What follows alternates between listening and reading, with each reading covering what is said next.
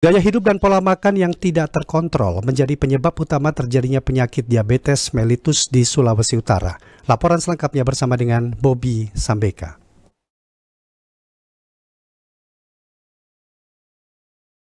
Rumah Sakit Islam Siti Mariam Tuminting Manado turut serta dalam pelayanan kepada masyarakat yang mengalami gangguan kesehatan diabetes mellitus. Kepala Ruangan Medis Rumah Sakit Siti Mariam, Nurse Anjani Tandeken mengatakan, banyak masyarakat yang datang melakukan perawatan karena mengidap sakit diabetes mellitus. Ada dua metode yang dilakukan ketika melakukan perawatan, yaitu pemberian tablet serta penyuntikan insulin. Biasanya pakai insulin, ada yang cuman biasanya pakai tablet oral, tapi kalau dengan tablet tidak terkontrol pakai insulin. Kebiasaan makanan yang tidak terkontrol penyebab utama masyarakat terkena diabetes. Lanjut dikatakan, kebanyakan yang datang tidak tahu jika mereka sudah terserang penyakit diabetes. Apakah karena kebiasaan makan atau gimana sampai mereka? Oh, DP kebiasaan makan, no. DP kebiasaan nak terkontrol. Biasanya banyak yang tidak terkontrol karena tidak ada buku kronis, nak kontrol, atau ada yang baru tahu di saat dia masuk rumah sakit kalau dia ada gula. Biasanya begitu. Banyak yang nanti tahu kalau dia sakit gula di saat masuk rumah sakit. Nanti tahu di sini dan karena sebelumnya di rumah sakit, nggak tahu kalau sakit gula. Nanti cek gula di rumah sakit baru tahu kalau ada riwayat gula. Setelah dirawat di rumah sakit, pihaknya merujuk ke fasilitas tingkat 1 yaitu puskesmas untuk mendapatkan buku kronis.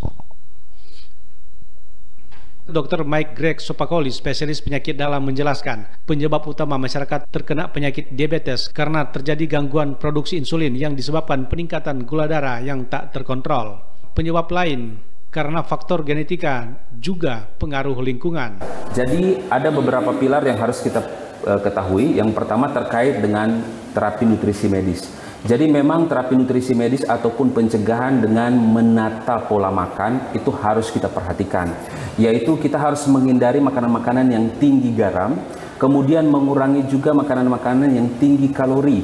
Yaitu kita harus mengetahui makanan-makanan maupun minuman yang mengandung tinggi kalori yang nanti hasil akhirnya diproses tubuh menjadi gula. Seperti misalnya makanan-makanan siap saji, makanan-makanan yang tinggi garam, makanan-makanan juga olahan, misalnya daging-daging olahan, daging-daging merah, kemudian goreng-gorengan. Gejala yang harus diketahui ketika seseorang terserang penyakit diabetes mellitus yaitu penurunan berat badan, banyak makan, banyak minum, serta gangguan vitalitas pada pria. Gejala-gejala yang harus kita ketahui adalah yang pertama gejala konstitusional seperti misalnya terjadi penurunan berat badan tanpa sebab yang jelas, kemudian kita banyak makan, banyak kencing, penurunan nafsu makan, ya, banyak minum, ya.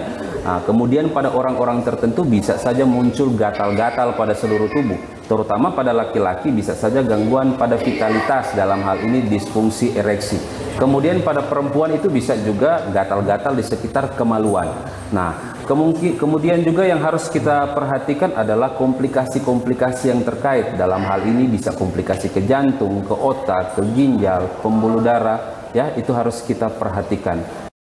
Agar terhindar dari penyakit diabetes, masyarakat pun diharapkan menjaga pola makan serta diimbangi dengan berolahraga rutin sehingga berkeringat. Selain itu juga banyak mengkonsumsi buah-buahan yang memiliki serat yang tinggi, istirahat yang cukup, serta minum air putih setiap harinya. Demikian Bobby Sambeka melaporkan.